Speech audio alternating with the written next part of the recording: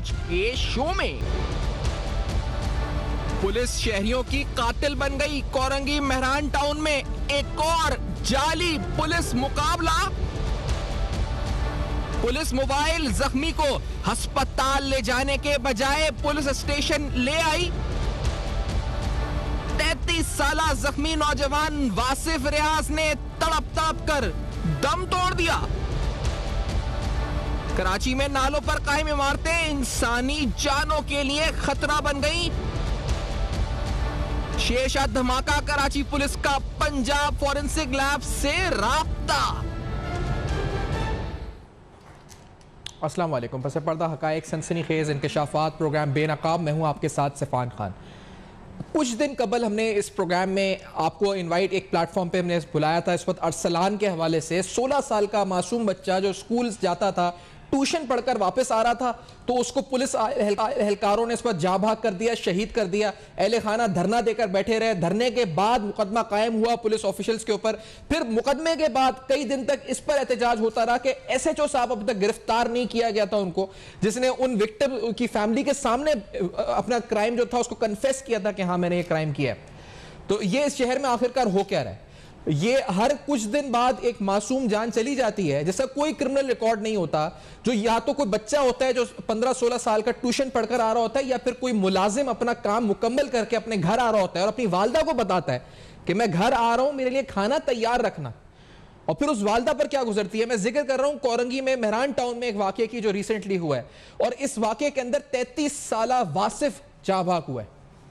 Police एहलकार as usual गिरफ्तार हो गए, लेकिन आखिरकार इस शहर में यह कब तक होता रहेगा? आखिर इसको रोकने के लिए कोई हिकमत अमली बनेगी या नहीं बनेगी? आखिर इंसाफ होगा या नहीं होगा? पहले आपको बताते हैं कि जो वालदा हैं वासिफ की, उन्होंने क्या कहा। आप जरा सुने इनकी दुहाई और एहसास करें, इस शहर में कोई भी इनोसेंट, कोई भी मासूम शख्स किसी भी वक्त मारा जा सकता है पुलिस की तरफ से। आखिरकार ऐसा कब तक चलेगा? पहले सुनते हैं उनकी वालदा ने क्या कहा जब ये खबर उनको मिली। मुझे तो नहीं लगता कि ये दुनिया वाले मुझे देंगे इंसाफ। मेरा अल्लाह देगा बेटा, अल्लाह देगा मेरा इंसाफ। मैं तो तोड़ दिया, मेरे दिल के टुकड़े को तोड़ दिया। ले गए बेटा, मैं क्या करूं? मैं तो बहुत बेवकूफ थी, मेरे सहारा है तो ये मेरे बच्चे, तो मैं क्या करूंगी अब? हाँ, उनके बच्चों को कैसे पालूंगी, क्या करूंगी? पालने वाला तो अल्लाह की ज़ात है, वसीले बनाता है अल्लाह। क्या बताओ मुझे, इसका हल निकाल के दो कि उसकी जवान बीवी क्या क्या होगा, उसके दोनों छोटे बच्चों का क्या होगा, वो क्या सी ज़िंदगी गुजारेंगे अपना, ये मुझे बता दो उनसे।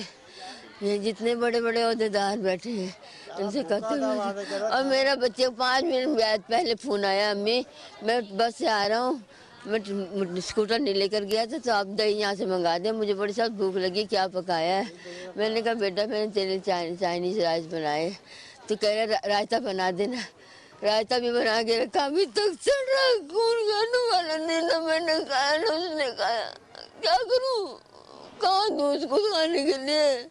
मेरा बच्चा भूखा चला गया, मेरा बच्चा भूखा चला गया। कम ने ऐसे उसको इतना भी टाइम नहीं था, यहाँ दरवाजे पे लाके मार दिया उसको। मैं समझ रही किसी की शादी वादी हो रही, मुझे नहीं पता, मेरा बच्चे को भून रहे बैठे हुए वो, मुझे नहीं। ये सारे सवालात उनकी वालदा उठा रही हैं, और शायद मुझे इसके बाद कुछ अब बोलने की ज़रूरत नहीं है। लेकिन जिस तरह मैंने कहा कि यहाँ पर कानून भी हैं, यहाँ पर कमीशंस भी हैं। पब्लिक सेफ्टी कमीशन 12 सितंबर 2019 को कायम हुआ था। उसमें कहा गया था कि जो मेंबर्स थे उसमें शर्जील मेमन साहब थे, इमदाद पिताफी साहब थे, उसमें इस पर हसनैन मिर्ज़ा साहब थे, यानी अपोजिशन और गवर्नमेंट के दोनों के मेंबरान थे। इस कमीशन को कहा गया था कि सिविल सोसाइटी, यानी 3 मेंबरान सिविल सोसाइटी के थे, जवाबदेह होंगे पुलिस एहलकार इनको। क्या हुआ उस कमीशन का? क्या उसका ऑफिस बना? मैं एक कमीशन के मेंबर से बात कर रहा था, वो कहते हैं कि तकरीबन 15 मिलियन रुपए यानी 1.5 करोड़ रुपए में ऑफिस रेनोवेट हुआ ताकि पुलिस को जवाबदेह बना सके शहरियों का। आज पुलिस शहरियों की कातिल बन चुकी है। मैं पहले जिक्र आपको बताता चलूं, काशिफ जो उनके भाई हैं वासिफ के, हमारे साथ प्रोग्राम में मौजूद हैं, हमें ज्वाइन कर रहे हैं फोन कॉल पे काशिफ। और हमारे साथ फिरदौस नकवी साहब सीनियर सियासतदान है, करासत पर गहरी नजर रखते हैं, मुल्क की सियासत है, पाकिस्तान तहरीक इंसाफ के सीनियर रहनुमा हमें ज्वाइन कर रहे हैं। आप दोनों हजरात का बहुत शुक्रिया ज्वाइन करने का। मैं काशिफ आपकी तरफ पहले आना चाहूंगा, मुझे बताइएगा कि ये वाकया जो हुआ आपको इत्तला कब मिली? मैंने ये सुना कि आप लोगों को फौरन ही पता चल गया था, कुछ ही मिनट बाद आप आए, और ये बात कि वो आप जब पहुंचे तो वह हयात था, जख्मी को अस्पताल ले जाने के बजाय थाने मुंतकिल कर दिया गया। ये इस बात की थोड़ी वजाहत कीजिएगा।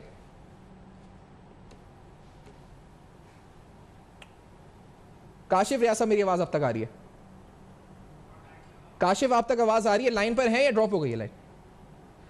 चलें जी, जब तक दोबारा रब्ता करते हैं। फिरदौस नकवी साहब, ये एक और वाकया, एक और सानिया इस शहर में हो चुका है। आप ये हम कब तक गिनते रहेंगे? क्या पुलिस पर कोई अकाउंटेबिलिटी, कोई सवाल असेंबली के फ्लोर से, गवर्नमेंट, वफाक, कौन पूछ सकता है इनसे कि आखिरकार कब तक ये इनोसेंट लोगों को इस तरह विक्टिमाइज करके मारते रहेंगे और उनके अहले खाने ऐसे रोते रहेंगे? नकवी साहब,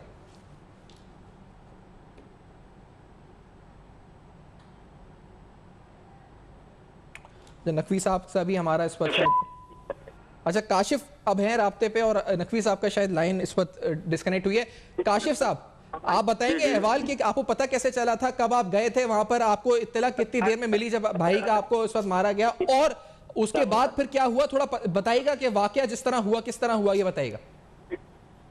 सर, वाकये का सिलसिला ऐसा है कि तकरीबन मेरे घर से तकरीबन 2 मिनट का फर्क है, गली के कोने पे जी।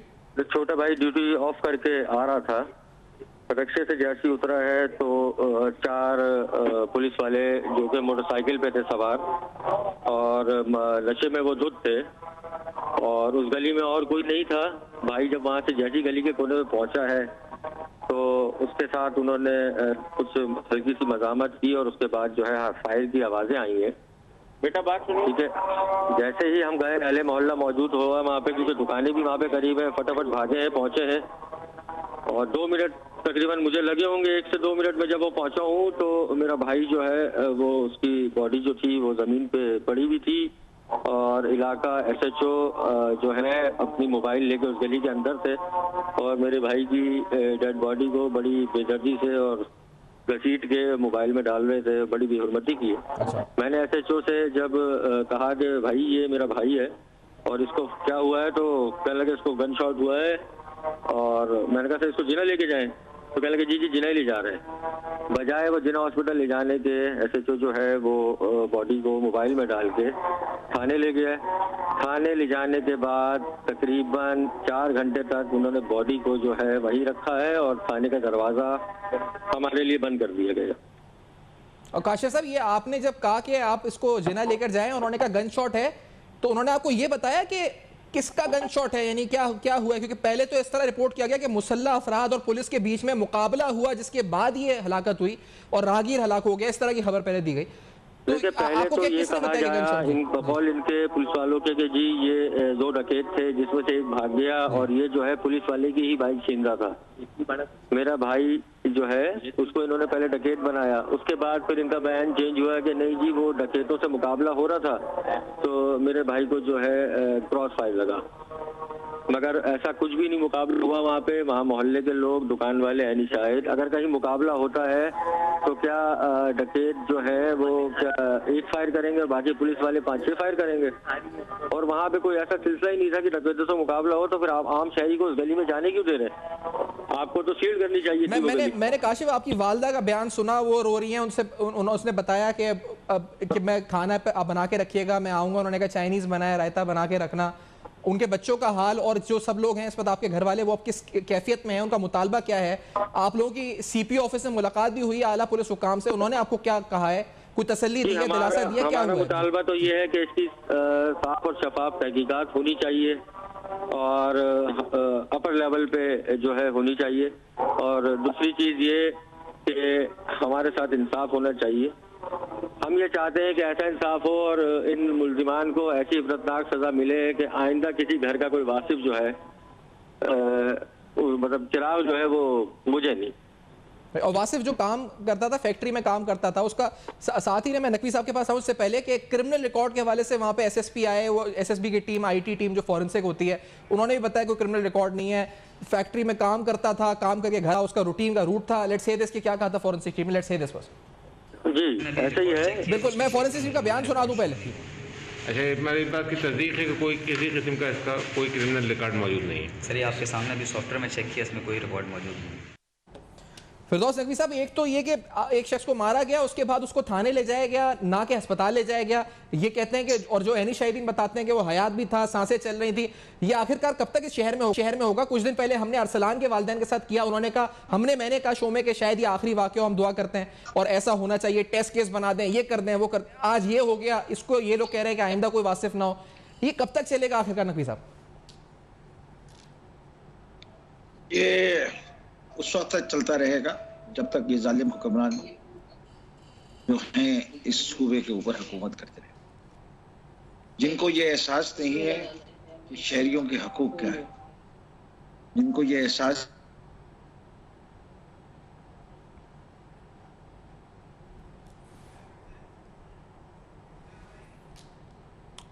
फिरदौस नकवी साहब से फिर दोबारा शायद हमारा राब्ता मुनक़ता हो गया है। हम कोशिश करेंगे कि इस राब्ते को बहाल कर सकें और उनका मौक़िफ़ इस बारे में जान सकें।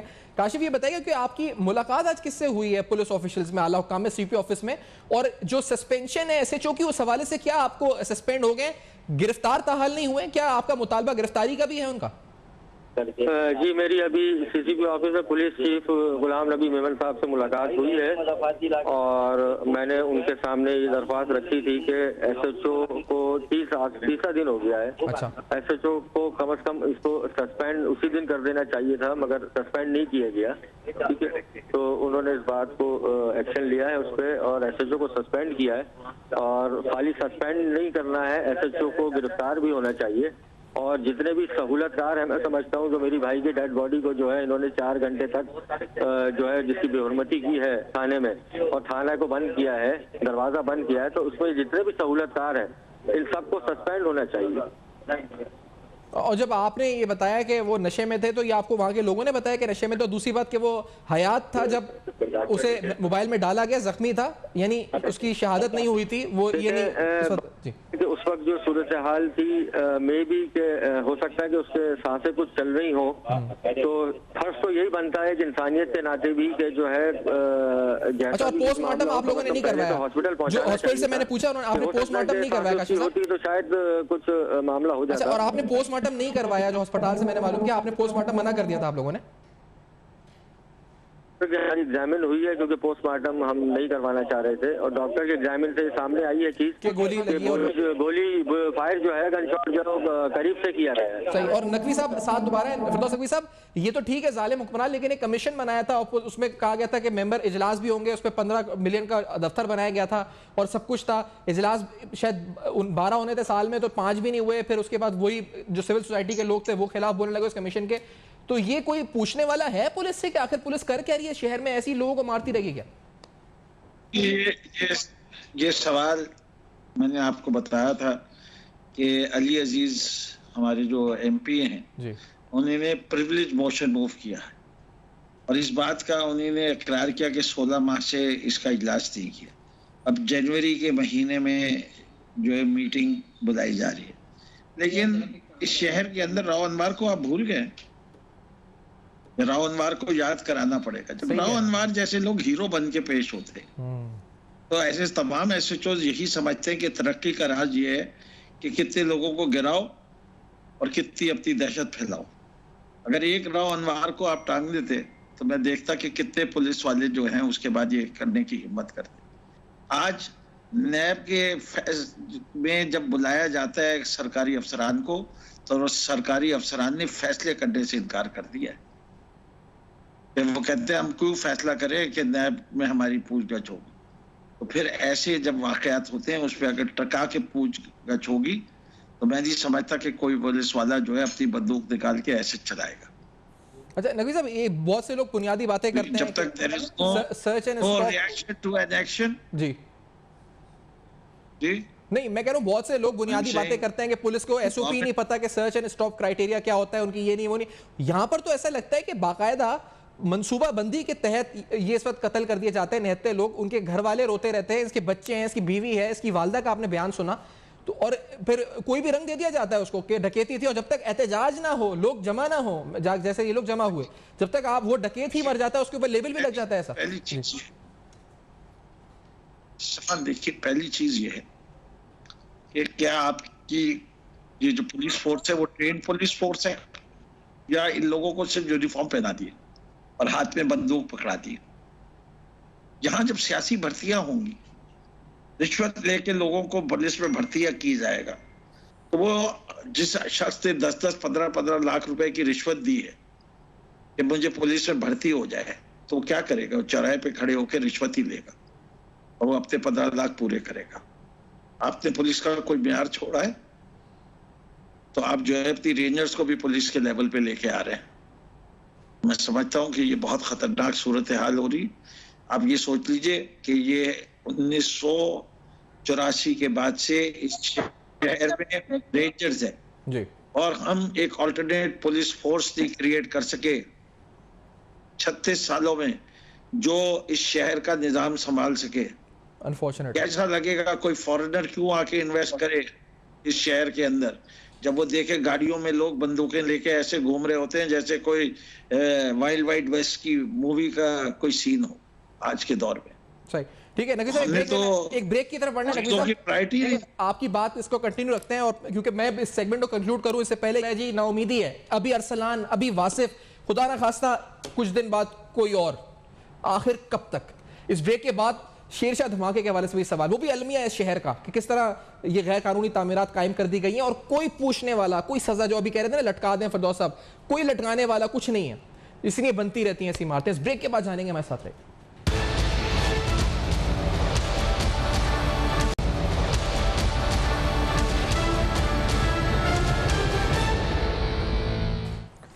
Welcome back. आप देख रहे हैं बेनकाब, और आज बेनकाब में नाज़रीन आपके सामने एक अनोनाक दास्तान रखी है। एक वालदा की दुहाई आपने सुनी, उसके भाई की आपने दुहाई सुनी, एक शख्स को पुलिस ने किस तरह से बेदर्दी से, वो पहले ज़ख्मी हुआ, फिर कहा गया उस अस्पताल ले जाने के बजाय उसको थाने लेकर मुंतकिल कर दिया गया। उसकी वालदा उसके लिए खाना बनाकर इंतज़ार बैठी थी, उसके बच्चे, उसकी बीवी। आपने देखा ना कोई क्रिमिनल रिकॉर्ड था, पहले कहा गया कि डकैती है, फिर कहा गया कि राहगीर हलाक हुआ फायरिंग में, फिर पता चला कि ना वहाँ पर कोई फायरिंग हुई, ना कोई क्रॉस फायर हुआ, ना कोई मुकाबला हुआ।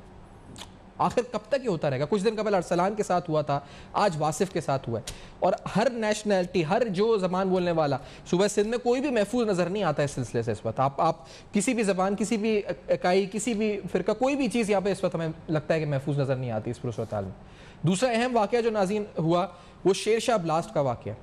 ये भी कराची शहर में एक अलमिया है, क्योंकि इस बारे में भी जो गैर कानूनी तामीरात हुई, खुद मैं बयान सुनना था मुर्जा वहाब साहब का, वो कह रहे थे कि तकरीबन यूसुफ गोट में उन्होंने खुद गिनवाई 1100 के करीब दुकानें, घर, मसाजिद, दीगर इमारतें कायम हैं यूसुफ गोट में, नाले के ऊपर।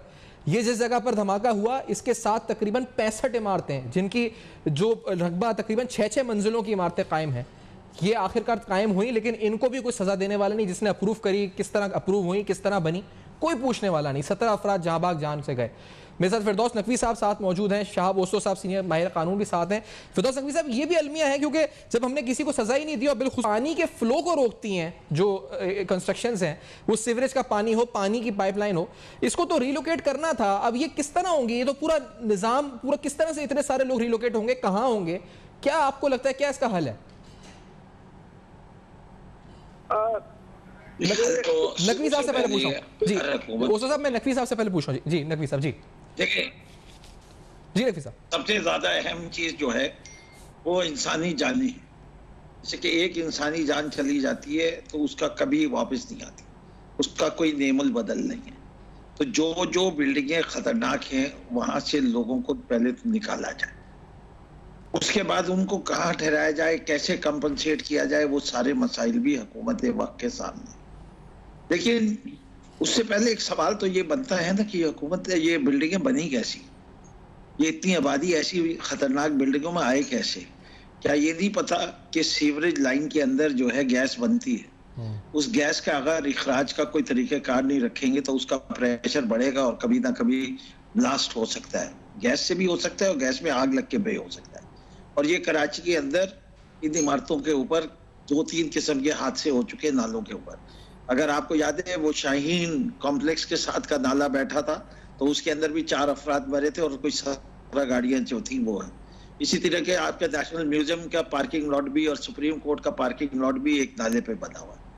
और आप जगह जगह देखें तो उर्दू बाजार के साथ साथ जो है वो नाले के ऊपर पूरा उर्दू बाजार, वो सॉरी लंडा बाजार बना हुआ है, उर्दू बाजार कह रहा हूँ, जो कि कराची म्युनिसिपल कॉर्पोरेशन के बिल्कुल साथ और उनकी आंखों के नीचे है ये पूरा लंडा बाजार। और आपको पता है वहाँ कितने लोग रोजाना आते हैं। तो ये जो नाले के ऊपर कारोबार हो रहा है, नाले के ऊपर जो बिल्डिंगें बन रही हैं, ये इंसानी जिंदगियों के साथ खिलवाड़ हो रहा है। इस शहर के अंदर गैर कानूनी बिल्डिंगें ज्यादा बनती हैं कानूनी बिल्डिंग के मुकाबले। और ये नहीं है कि उस इलाके में सरकारी मुलाजमीन नहीं है, सरकारी मुलाजमीन मौजूद है, वो सिर्फ अपनी जेब गरम करते हैं, आंख बंद करते हैं और कहते हैं दबी रख। और ये दबी रख जो है इसने इस शहर को उठा के आज इस हाल में ले आया। तो अच्छा, बहुत सारे लोग कनाडा से। एक बात आपने कही कि इनको रिलोकेट किया जाए। अच्छा, इनकी पहले तो जो आपने मरहलावार प्रोसेस बताया, सर ये बताएं, क्योंकि जो हमने पता किया, जो इससे पहले ऐलानात हुए थे, महमूदाबाद नाला है, दीगर नाले हैं, तकरीबन 250 एकड़ जमीन सिंध हुकूमत कहती है सुरजानी टाउन में मुख्तस की गई इनको रिलोकेट करने के लिए। तो क्या उस जमीन को बढ़ा देना चाहिए 250 एकड़ से? क्योंकि ये तो पूरा शहर है, अगर आहिस्ता आप जिस तरह हम गिनवाते रहेंगे तो ये तो बढ़ती रहेंगी ऐसी इमारतों। एक नहीं, हर इलाके में कहीं ऐसी जगह होगी जो नाले पे बनाया होगा, छोटे छोटे नालों पे कुछ बना दिया गया। इतने सारे लोगों को रिलोकेट करना, ये पूरा निजाम आपको लगता है are we competent enough to do this? कैसे होगा, कैसे? देखिए, where there is a will there is a way। जी, बात ये हमें जाने बचानी है या हमें जानों के साथ खिलवाड़ करना है? मैंने पहली चीज यही कही कि जब उन लोगों के सामने चॉइस क्या दे रहे हैं। देखिए, आपका जो सूरत हाल है कि आपने उठा के अपनी जमीनें दे देते हैं बैरिया टाउन को जी, और बैरिया टाउन उस पर खरबों रुपए कमा लेता है, और जो प्लॉट गरीब लोगों के लिए प्लॉट्स मिलने चाहिए थे या खुदा की बस्ती इसकी में होनी चाहिए, वो सब जो है धरी की धरी रह जाती है। यहाँ गरीब आदमी अपनी झोपड़ी डालने के लिए कोई जगह देते हैं, हम पूरे शहर पे अच्छा, और यही बात शाह बोस्तो साहब, बनाया जाए या तोड़ दिया जाना चाहिए। अब मसला ये है कि इस वक्त पूरी कराची में बेतहाशा इमारतें बनी हुई हैं, ये भी नहीं पता कि कहाँ पे ये इस तरह की इमारतें बनी हुई हैं। तो ये एक कमीशन बननी चाहिए जो मुस्तकिल कमीशन हो, कम से कम 5 साल के लिए बने, और वो हर महीने उसकी रिपोर्ट आनी चाहिए। वो आइडेंटिफाई करें उन जगहों को, उन इलाकों को जहाँ पे ये कंस्ट्रक्शन हुई है, और उस इंफ्रास्ट्रक्चर को जो वो उस कंस्ट्रक्शन की वजह से इंफ्रास्ट्रक्चर मुतासर हो रहा है, खासतौर पर जो डेंजरस जो लाइन्स हैं, जहाँ पे गैस की पाइपलाइन जा रही है, वाटर पाइपलाइन जा रही है, सीवेज की पाइपलाइन जा रही है, वाटर और सीवेज आपस में मिल जाता है और उसकी वजह से लोगों में बीमारियां पैदा होती हैं। अब उसके लिए दे हैव टू आइडेंटिफाई। अच्छा, शाह बोस्तो साहब ये बताइएगा, शाह बोस्तो साहब सर ये बताइएगा, बोस्तो साहब आप तक आवाज अगर आ रही है, मैं आपसे पूछ रहा हूँ, बोस्तो साहब तक मेरी आवाज नहीं जा रही, शायद बोस्तो साहब नहीं, आवाज नहीं जा रही शाह बोस्तो साहब तक। अगर आप रिकनेक्ट करें बोस्तो साहब से, क्योंकि हम उनसे और सवाल भी इस बारे में पूछेंगे, लेकिन ये नकवी साहब ये बताएंगे, जब बोस्तो आपको आवाज आ रही है मेरी? शाह बोस्तो साहब आप मुझे सुन सकते हैं? रिकनेक्ट होते हैं जितनी देर में जी। अच्छा बोस्तो साहब, मैं ये पूछ रहा हूँ आपसे कि अगर ये जो पूरा सिलसिला है जो जिस तरह हो गया, इसमें एक कहा गया था कि टेस्ट केस बनाया जाएगा, ये नस्ला टावर की मिसाल पे उन ऑफिसर्स को सख्त से सख्त सजा दी जाए, ताकि वो भी तो इबरत का निशान बने जिन्होंने नालों के ऊपर ये तजावजात कायम करने में फैसिलिटेशन करी, उनका आखिरकार क्या होगा, उसका क्या सिलसिला है? देखिए जी, बात यह है कि आप सजा से ये मसला हल नहीं होगा जी। आप बेशक लोगों को सजाएं देते जाएं, सजाएं तो आपको वैसे भी सजा किसको होगी? सजा तो बेचारे लोगों को होगी, गरीब लोगों को होगी, मिडिल क्लास के लोगों को होगी, जिनकी इमारतें टूट गई, बेचारों ने पेमेंट भी कर दी, उनको लीज भी हुआ। बिल्डर तो फिर भी महफूज रहेगा, बिल्डर को आप कुछ नहीं कर सकते, उसकी इतनी बड़ी माफिया है। मसला जो है वो आपको आइडेंटिफाई करना है कि इसका हल क्या है। इसका हल यह है कि यहाँ पे अप्रूविंग अथॉरिटी और इन्फोर्समेंट अथॉरिटी को अलग अलग होना चाहिए। होता ये जैसे मैंने पहले गुजारिश की कि आप गए, आपने पैसे खिलाए, आपने अप्रूवल ले लिया, उसके बाद अब आप ही हो इसको इन्फोर्स करने वाले। तो जिसने वो अप्रूवल किया वो कैसे तोड़ेगा उस बिल्डिंग को जाके? तो सिंध बिल्डिंग कंट्रोल अथॉरिटी के लॉज को इन्फोर्स करने के लिए इन्फोर्समेंट अथॉरिटी अलग होनी चाहिए। इन्होंने एक एंटी इंक्रोचमेंट स्क्वाड बनाया हुआ है पुलिस की तरफ से, लेकिन उसके वो तजावजात तोड़ने वाला काम जो है वो पुलिसिंग का काम कर दिया है उन्होंने, जबकि इसको रेगुलेटरी अथॉरिटी के अंदर होना चाहिए। और एक पावरफुल कमीशन बननी चाहिए जो पूरी कराची का सर्वे करे, और जहां जहां पे इस तरह के आपको खतरनाक किस्म के कंस्ट्रक्शन जिससे इंसानी जानों का खतरा है या पूरा आपका निजाम बर्बाद हो सकता है। इस वक्त मैं आपसे बार बार कह रहा हूं कि कराची में तो तकरीबन 400-500 नाले उन सबको आपको देखना है कि वो किस तरीके से कराची की जो वो आपने कहा कि कमीशन बनाया जाए उस सिलसिले में जो पूरा देखे मामले को। फिरदौस तकवी साहब, मैं आपसे पूछ चाहूंगा जो, क्योंकि आप खुद भी फिरदौस तकवी साहब इस पर आप समझते हैं जो कंस्ट्रक्शन वाले मामले को, कुछ तो जो रजिस्टर्ड बिल्डर्स हैं आबाद के साथ वो भी जो नहीं है, और जो भी इस वक्त कंस्ट्रक्शन हो रही है इसमें बिल्डर्स भी तो, उनके लिए भी तो इस वक्त एक ये है मामला, एक सवाल उनके ऊपर भी तो उठता है कि वो फैसिलिटेट करते हैं और बिकने वाला बिकता है, बेचने खरीदने वाला खरीदता है, और इस पूरे सिलसिले में कराची का बेड़ा गर्क हो जाता है कि बिल्डर्स का माफिया है जी। क्या सारे बिल्डर्स चोर हैं? क्या इस शहर की खिदमत नहीं गई? क्या हसन स्क्वायर नहीं बना? क्या अल आज़म स्क्वायर नहीं बना? चाहे अलकरम स्क्वायर नहीं बना? यूके स्क्वायर नहीं बना? आपके गार्डन के अंदर फ्लैट्स नहीं बने? क्या सारी इमारतें इलीगल हैं? ये दुरुस्त नहीं है। ये माफिया कहना बंद किया जाए। बात सारी है कि आप कमीशन पे कमीशन बना दें, कमीशन भी वही करेगा अगर आपका निज़ाम दुरुस्त नहीं हो। आज की मॉडर्न टेक्नोलॉजी में पहला काम तो ये किया जाए, कितनी ऐसी बिल्डिंगें बनी हैं जिनका कोई नक्शा ही नहीं अप्रूव हुआ। इस वक्त पोर्शन बन रहे हैं, आंखों के सामने बन रहे हैं। 60 गज के प्लॉट के ऊपर 6 मंजिला बिल्डिंग बन रही है। डिफेंस की तस्वीरें सोशल मीडिया पे चली हैं, कैसे बन गई, जिसके ग्राउंड +1 से ऊपर की इजाजत नहीं है। तो आपको जो है इसके लिए जब तक कानून का इतलाक नहीं होगा, देखिए फाइल का पेट खोलेंगे तो फाइल का पेट में हमेशा ऐसा नक्शा लगा हुआ होता है जो बिल्कुल सही होता है।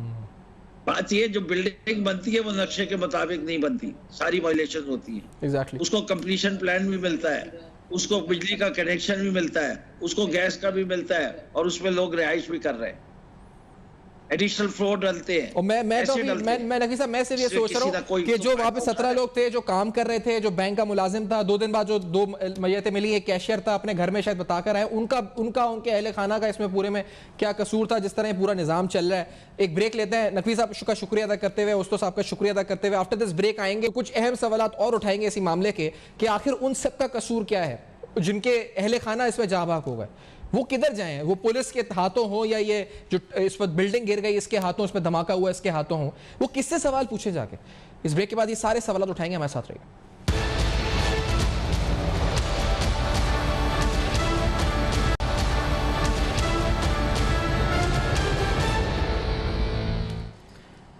Welcome back. आप देख रहे हैं बेनकाब, और आज बेनकाब में नाज़रीन अहम तरीन सवालात हम उठाएं। आपको उस माँ की दुहाई सुनाई जो अपने बच्चे के इंतज़ार में थी। खाना उसने पूछा मैसेज करके तो उसने बताया कि चाइनीज़ खाना खाना है, माँ ने बनाया, लेकिन रस्ते के अंदर बेदर्दी से उसका कत्ल हो जाता है। और ये पहला वाक़या नहीं, बेदर पे वाक़यात ऐसे हो रहे हैं शहर में। और आपको इसका अंदाज़ा, क्योंकि अरसलान जो 16 साल का बच्चा था, उसके वालिद इस प्रोग्राम में आए थे। अभी आपने उसके भाई की बात सुनी, किस तरह से फिर ना कोई क्रिमिनल रिकॉर्ड था और पुलिस ने खुद तस्लीम किया, वो गिरफ्तार हो गया पुलिस एहलकार। लेकिन इसका ये कब तक आखिर रहेगा? इसकी हिकमत अमली क्या होनी चाहिए? तैमूर तालपुर साहब से जानते हैं, सूबाई वजीर भी हैं तैमूर तालपुर साहब, पीपल्स पार्टी रहनुमा भी हैं। तैमूर साहब ये बताएं, क्योंकि आपने पब्लिक सेफ्टी कमीशन बनाया, बड़ा अच्छा बनाया, 12 मेंबरान रख दिए, उसमें सिविल सोसाइटी के लोग भी रख दिए, 15 मिलियन रुपये से उसके ऑफिस की रिनोवेशन हुई, कहा गया 35 लाख रुपए महीना उसके एम्प्लॉयज़ की सैलरी है, लेकिन उसका इजलास नहीं हुआ। खुद सिविल सोसाइटी के 3-4 लोग जो है कोर्ट चले गए उसको लेकर मामले को। पुलिस की अकाउंटेबिलिटी कौन करेगा जब पब्लिक सेफ्टी कमीशन भी नहीं कर रहा और आप भी नहीं कर रहे? कैसे होगी अकाउंटेबिलिटी? बिस्मिल्लाहिर्रहमानिर्रहीम। देखिए जी, जो वाकया हुआ वो बहुत ही दर्दनाक, दिल दुखाने वाला वाकया है जी, और इसके पीछे इन्वेस्टिगेशन हो रही है। जो कल्प्रिट था वो अरेस्ट हो चुका है, और हम पूरी यही कोशिश करते हैं कि ऐसे वाकयात कम से कम सिंध के सूबे में ना हो। हम सुनते रहते हैं पंजाब में क्या हो रहा है, किस तरह की वारदातें हो रही हैं।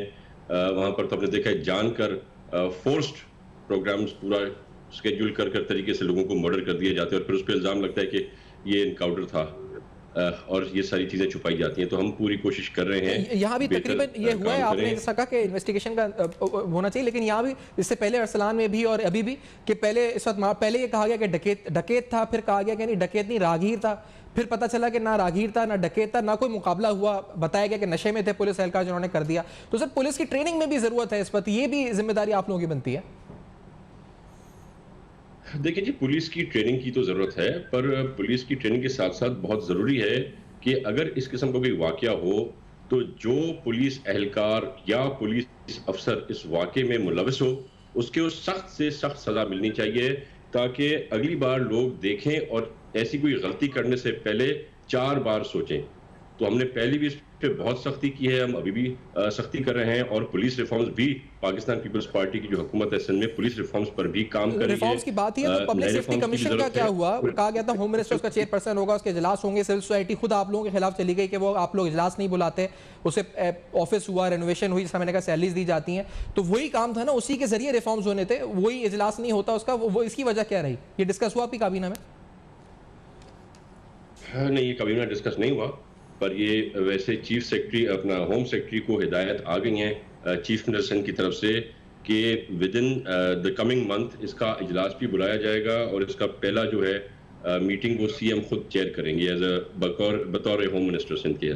सही। और दूसरी बात बताएं तैमूर साहब, क्योंकि दूसरा जो अहम वाकया शेरशाह में हुआ वो भी आपने देखा होगा, आपकी नज़र से गुजरा होगा, लेकिन मसला यहाँ पर यह है कि वो क्या डायनेमिक्स हैं जिस वजह से ऐसे वाकयात होते हैं, जो तामीरात नालों के ऊपर बनाई गई हैं, क्या प्लान है कॉम्प्रिहेंसिवली, किस तरह इसको डील करेंगे? क्योंकि इतने बड़े पैमाने पर 400-500 नाले हैं।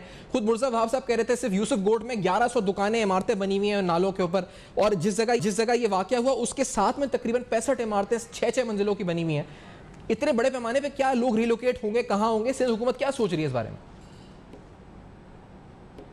भी आपको पता है कि ये जो इलीगल कंस्ट्रक्शंस हैं ये किसके ज़माने में हुई, किसकी मर्जी से हुई और किस तरह की गई, वो सब चीज़ें हमारे सामने कोई छुपी डुबी नहीं। हमें पता है कि चाइना कटिंग का और कब्जे की ज़मीनों का मास्टर प्लानर कौन है, सर वो सब है, अभी हल क्या है इसका ये बताएं, किस तरह हल करेंगे इसको? देखिए, ये तो सिंध हुकूमत की जिम्मेदारी है कि किसी को भी डिसलोकेट करने से पहले उसको घर, उसको छत देनी चाहिए, और हम चेयरमैन बिलावल भुट्टो साहब के कहने पर इसी पॉलिसी से चल रहे हैं। आपने देखा जो हमने रेजोल्यूशन भी पास की थी जिसमें पीटीआई ने हमें अपोज किया था, उसमें भी हमारी यही डिमांड थी कि हम इलीगल कंस्ट्रक्शन कहीं भी नहीं होने देंगे, पर जहां जहां पर लोग मकीन हैं ऐसे घरों में अपनी फैमिलीज के साथ, अपने बच्चों के साथ, तो उनको या रेगुलाइज कर देना चाहिए या फिर उनको हम ऑल्टरनेट ढूंढ के दें ताकि कोई भी बेघर ना हो। क्योंकि आपको ऑल्टरनेट ढूंढना होगा तैमूर साहब, क्योंकि अगर कोई नाले के ऊपर बना हुआ है उसमें गैस जमा हो रही है तो वो धमाका हो सकता है जिससे जाने जा सकती हैं। तो ये इरेगुलर और इलीगल जो इमारतें हैं ये जानों के लिए, ना सिर्फ उन लोगों के बल्कि अतराफ के लोगों के लिए भी खतरा हो सकती है, तो उनको रेगुलाइज तो कर ही नहीं सकते ये जो नालों के ऊपर बनी हुई है खासतौर पर। देखिए, कुछ चीजें हैं जो जहां से हमें खाली कराना पड़ेगा, पर फिर उसका ऑल्टरनेट सिंध हुकूमत की जिम्मेदारी है कि उनको एक ऑल्टरनेट रहने की जगह देनी चाहिए। वही मैं पूछ रहा हूँ, क्योंकि मैंने सुना था 250 एकड़ आपने रखा था महमूदाबाद नाले के लिए, सुरजानी टाउन के पास और दीगर नालों के लिए, तो उसको बढ़ाएंगे क्या? कोई प्लान है? ऐसा कुछ डिस्कस हुआ है काबीना के अंदर इजलास में? कोई प्रपोजल, कोई इस बारे में बात हुई है अभी या होगी?